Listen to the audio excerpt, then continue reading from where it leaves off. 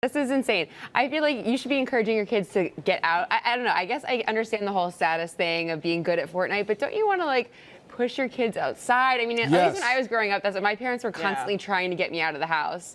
But at the same time, I'm also curious. I'm like, who are these Fortnite tutors, and how do you get that job? Well, you know, like, that too. Yeah. Well, I am completely in agreement with you. I will also disagree with you for the purpose of arguing. So I had this conversation with parents, and they were telling me how important it is that they want their child to be socially acceptable and to also to do well, to win, to be successful socially. So if this was what all the kids are doing, if all the kids have cable and you don't have cable to know what everyone else is talking about, or if all the kids are playing this game and you don't have the game or know what they're talking about or not good at the game, then it does become a social issue for parent. And as a mom, like, you want your child to be successful and to be included and to be successful socially as well. Yeah, no question. And my counter to that, for the sake of arguing here, for the sake of arguing, that's what we get paid to do. I want my son to blaze his own trail, and that's what I always teach him. Be a leader. Just because everybody's doing something, albeit this isn't drugs that they're doing, it's playing a video game,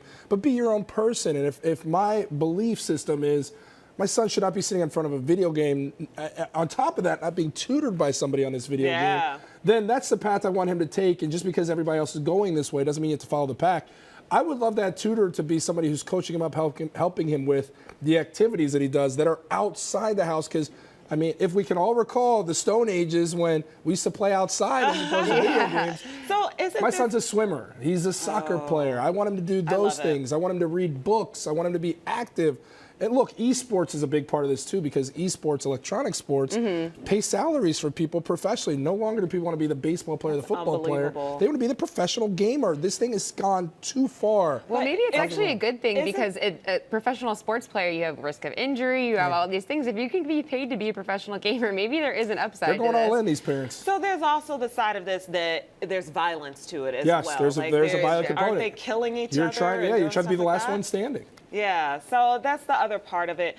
I mean, I guess I want to encourage. It's one thing to allow your children to engage in a game. This is a violent game. But there's one thing allowing them to do it, but encouraging them to do it and making it a priority in your household. Those are two different things. So I feel like now we're pushing our child one way. If you're going to do that so they can be good at a game, let's also talk about internet coding and how you actually build the game. Like, try to make it graphic design, like, try to make it into something more. Life is about more than just playing a game. 100%. Amen. Yeah. According to Cosmo, here are the 6 romantic gestures that should be red flags early on in a relationship. Ladies, listen up. All the ladies out there, pay attention. Yeah, Go ahead, Jordan. It's a pretty good list. I agree with most of these on here. So early on, if they profess their love very early, it's a problem. All right. They also overshare on the first date. They chat you up nonstop. So those are the first couple right there. Do you have any issue with those? Those are probably red flags. We'd all agree, right? Red flags, oversharing on I don't know. I feel like first dates can get boring after a while. Yeah, oversharing is probably the one I think is okay. You want to know what's in front of you. How about professing your love too soon? Like, all right, that's weird. You don't love me a month in. You don't really love me. Felicia Lawrence, maybe they do. You know, you really like me a month in. Ask my husband and my mom. They know what love is. But I think what love and Felicia people are so want that relationship, and you see these social media or these dating apps and all this stuff. People want to just get that part figured out so they can move along with their life, and that's usually the void. They're very successful professionally. They've got a lot of friends. They're just missing that love side. So when they see somebody, they check all the boxes.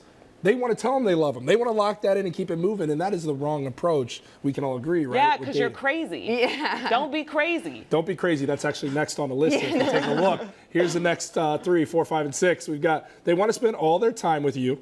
It's not the worst thing. They're very protective of you. Also not that bad. They make sweeping, grandiose promises.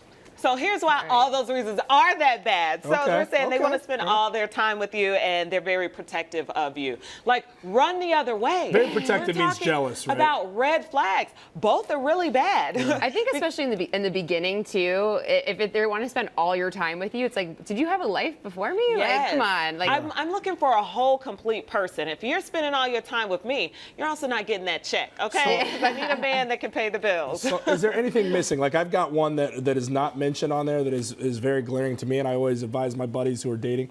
If a woman doesn't have any girlfriends, red flag. Oh, yeah, that is a good one. Why don't women like you?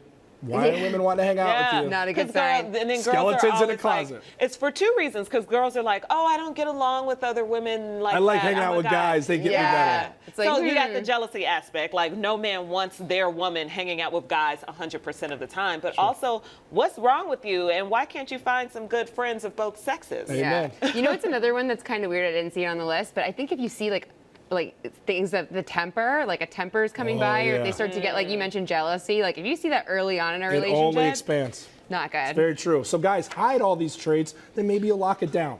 All right? And then you can expose it later What do you mean when you say lock it down, Jordan? Let's keep it moving. Woo, that's a tough one. That's a tough one. I would not. As a man, I feel like I don't think it's anybody's right. It's a form of mom shaming, but also for a guy who's never held anything in his womb to talk about what they should and shouldn't do. I, as a man, would definitely stay away from it. I would You never definitely have held my anything judgments. in your womb? A lot of food, a burrito. That's Nothing about it. living. I could word that really wrong, right? But I would never say anything. I might alert the people at the restaurant or wherever I'm at, like, hey, management, this is going on in your place. A lot of people have issue with this. I'm not going to approach the woman. Because they could probably put them out. But technically. maybe you can get rid of them here because it's impacting a lot of people here negatively because they're seeing something so harmful here. Yeah, Yeah. So I just went to Europe and everyone was smoking, like everywhere. And it was so annoying because here in Chicago, we don't smoke on the inside like that. There's a whole city ordinance against that, which I appreciate. Right. So also here in Chicago, though, be prepared to get cussed out.